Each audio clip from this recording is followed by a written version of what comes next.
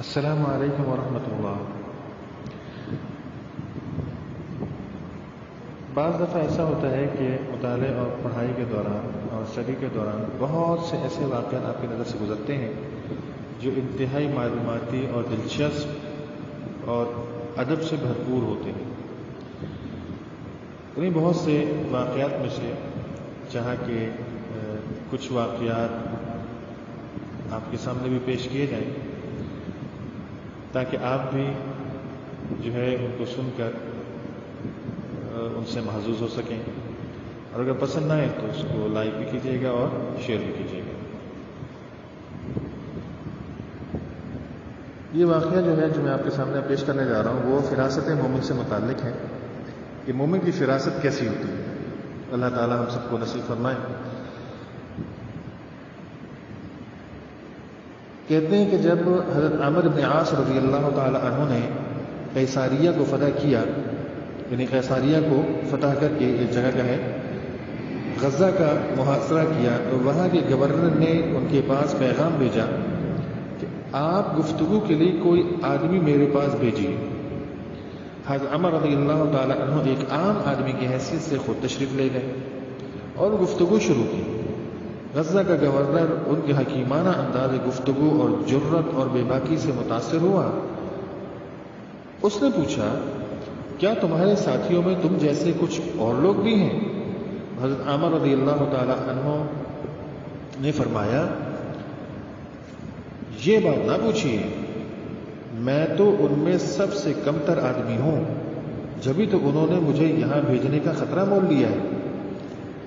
غزہ کے گورنر نے یہ سن کر انہیں کچھ تحفے دینے کا حکم دیا اور ساتھ ہی دربان کے بعد حکم لکھ کر بھیج دیا کہ جب یہ شخص تمہارے پاس سے گزرے اسے قتل کر کے اس کا مال چھین لو۔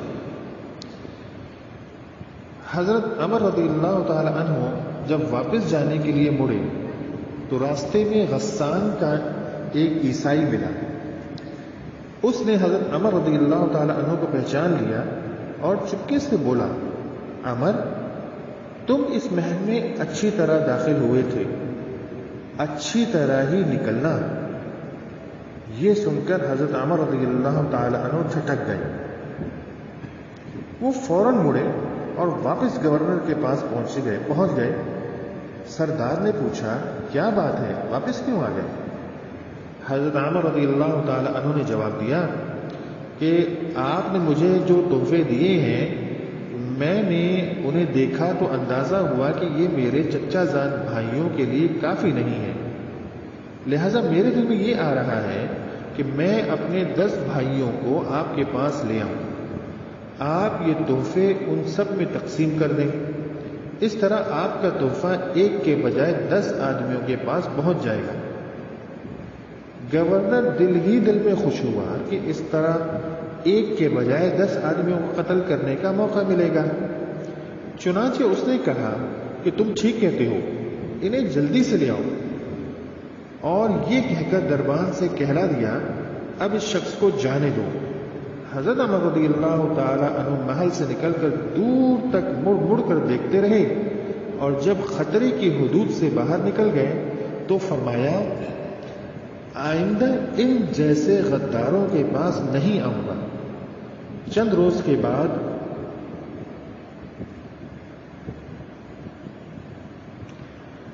غزہ کے گورنر کو صلح کی درخواست کرنی پڑی۔ اس مقصد کے لیے وہ خود مسلمانوں کے پاس آیا، اور جب حضرت عمر رضی اللہ عنہ کے خیمے میں داخل ہو کر انہیں امیر لشکر کی حیثیت سے بیٹھا دیکھا تو اس کی حیرت کی انتہا نہ رہی۔ اس نے بوکھلا کر پوچھا، کیا آپ وہی ہیں؟ جی ہاں، حضرت عمر رضی اللہ عنہ نے جواب دیا، میں تمہاری غداری کے باوجود زندہ ہوں۔ تو اللہ رب العزت ہمیں بھی جو ہے نا ایسی فراست نصیب فرمائے کہ ہم دشمنوں اور غداروں کو پہچان سکیں اور ان کی چالاکیوں کو سمجھ سکیں۔ اللہ تعالی ہمیں اور ہر مسلمان کو جو ہے نا محفوظ فرمائے، ہر قسم کی بلا اور ہر قسم کی شر اور فتنے سے محفوظ فرمائے۔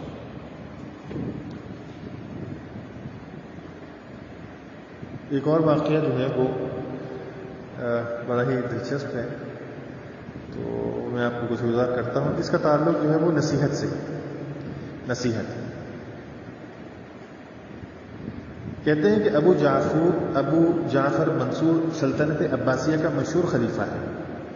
ایک دن اس نے اپنے زمانے کے مشہور عالم اور فقیہ حضرت عبد الرحمن بن قاسم رحمۃ اللہ علیہ سے درخواست کی کہ مجھے کچھ نصیحت فرمائیے. حضرت عبد الرحمن رحمۃ اللہ علیہ نے فرمایا، ایک واقعے کی طرف توجہ دلانا چاہتا ہوں. حضرت عمر بن عبدالعزیز رحمۃ اللہ علیہ نے 11 بیٹے چھوڑے، یعنی 11 بیٹے چھوڑ کر وفات پائی، لیکن ان کے ترکے میں یعنی میراث میں کل 17 دینار تھے، جن میں سے 5 دینار کفن پر خرچ ہو گئے اور 2 دینار میں قبر کے لیے جگہ خریدی گئی. اور اس طرح ہر بیٹے کے حصے میں کل 19 درہم آئے. یعنی یہ اشارہ ہے کہ آخرت کی تیاری، یعنی یہ اشارہ ہے، ایک نصیحت ہے، یہ آخرت کی تیاری پر توجہ دینی چاہیے، ورنہ مال تو سب دوسروں کا ہے اور دوسروں میں تقسیم ہو جائے گا. اللہ تعالی ہمیں بھی جو ہے نا اپنے نیک بندوں میں شامل فرمائے اور اچھے انداز میں آخرت کی تیاری کی توفیق نصیب فرمائے.